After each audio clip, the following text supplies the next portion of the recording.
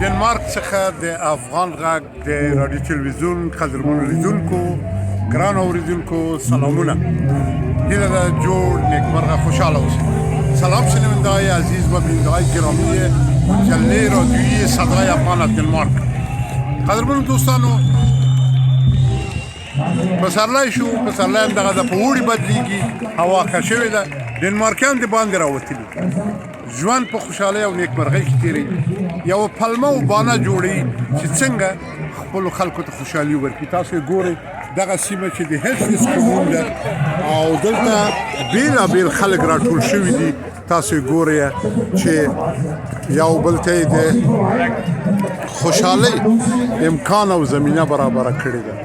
خلکو خپل حتی د کور مالونه راویستلي او په ټیټه ورځانه به یې خرڅوي. تاجران، هغه څوک چې په مارکیټونو کې دوی خرڅلاو کوي، حتی دوی هم راغلي دي او خپل جنسونه خلکو ته عرضه کوي، هغه څه چې دوی د خرڅلاو لپاره لري. په عین حال کې رستورانونه او هوټلونه هم دلته سیاره البته ګرځنده فعاله شوي دي. او تاسو ګورئ چې همدلته عملا یو موزیک به هم لنډ واورو دوی سره.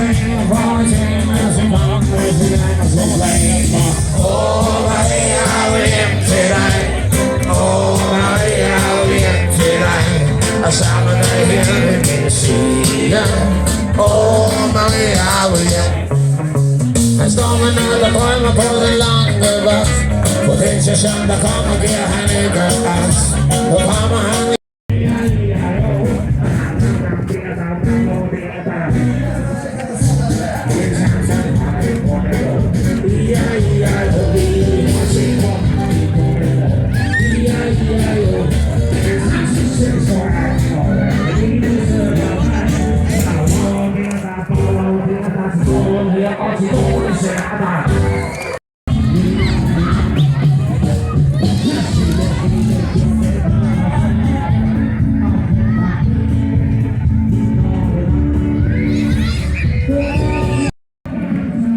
قدرمن دوستانو، دلته په دې سیمه کې ځینې افغانان هم اوسېږي، هغوی هم راغلي دي.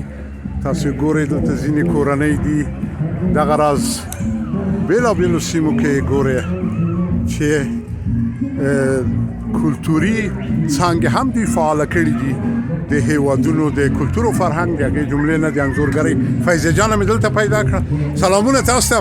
سلام دی واده صاحب، تاسو ټول د لیدونکو ته سلامونه وړاندې کوم. هیله لرم چې یو ښکلی پسرلی او ښکلی اوړی ولري. نو اختر خو تېر شه او دلته اوس ډنمارک کې اختر ده. واده صاحب داسې چې دا خلک چې دي څنګه چې تاسو ویلې یو پلمې پسې ګرځي چې خپل خلک خوشحاله وساتي.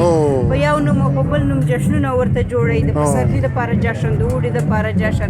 او یو مونږ یې واده صاحب چې پلمه لټوو چې څنګه خپل خلک خفه کړو. واقعا ما افغان ها همیشه فکر میکنیم که تو کشور خود رو ویران کنیم، که تو هم دیگه خود بکشید، در حالی که این دوره میبینین که در هر ناحیه و شاروالی و کمون که اینا برش میگه، واقعا که تمام امکانات اینا برای آسایش مردم خود و برای خوشی فرزندان این کشور تلاش میکنن و همچنان برای رشد و احیای کلتور خارجی ها چگونگی زندگیشان. یعنی دلته اوس دغه افغانان دلته هغه د پالل کېږي د دوی کلتور او فرهنګ هم ده. همداسې دی واده صاحب، همداسې ده. دلته ډېر اکټیویټي جوړوي د هغه مهاجر دپاره چې راوباسي یې، ګوري یې، ټولنې او جامعې سره یې اشنا کوي، د خپل کلتور او فرهنګ سره یې اشنا کوي. او هغه یعنې دلته کوم فرق نشته چې زه ډنمارکی یم ته خارجی، ټولو ته په یو شان باندې کوشش کوي چې د خوښۍ زمینه برابره کړي. همدغه د افغان غږ رادیو تلویزیون چې له ډنمارک نه موږ په خپله ژبه یې خپروو، پښتو او دري ژبه. د خپله ګوره د دوی د خوا نه دا موږ ته نه پیسې ورکوو، البته چې دوی هم موږ ته پیسې نه راکوي. دا د خوښې یو کار ده، اما دا زمینه یې موږ ته برابره کړي. همداسې هر څوک چې په هر برخه کې استعداد ولري او وشي کولی ډنمارک نه نه وایي. همداسې خوشحاله اوسئ. خوشحاله.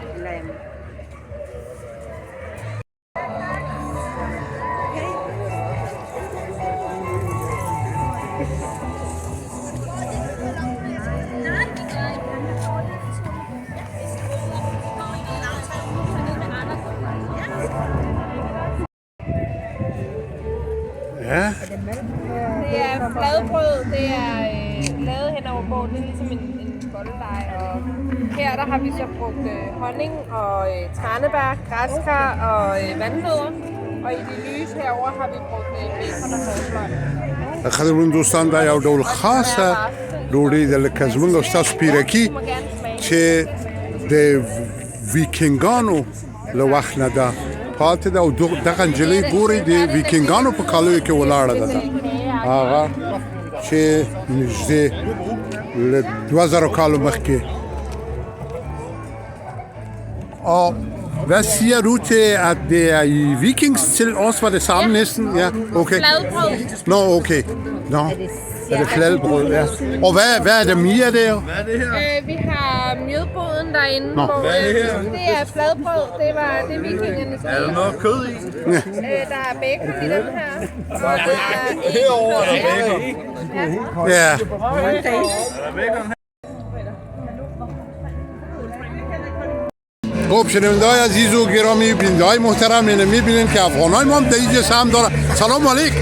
خوب هستین؟ اینه دیگه. سلام به شما هم. خوب هستین ان شاءالله جور. صحتتون خوب است؟ باش که فیضا جان سوالای داره از کجا هستین و اینجا زندگی می‌کنین چطور؟ ما 2.5 سال میشه اینجا هستم. 2.5 سال. همراه فامیل حتما اینجا آمدید. خب بسیار خوب. حتما دیگه درس هستید دیگه. زبان یاد خوب است ان شاءالله مشکل که نداره. بسیار عالی. ما رادیو تلویزیون افغان هست اینجا در دنمارک و در خدمت هستیم. جور باشین جور باشین مهربان جور باشین جور باشین عزیز ما از کویت است از کویت سلام عزیزم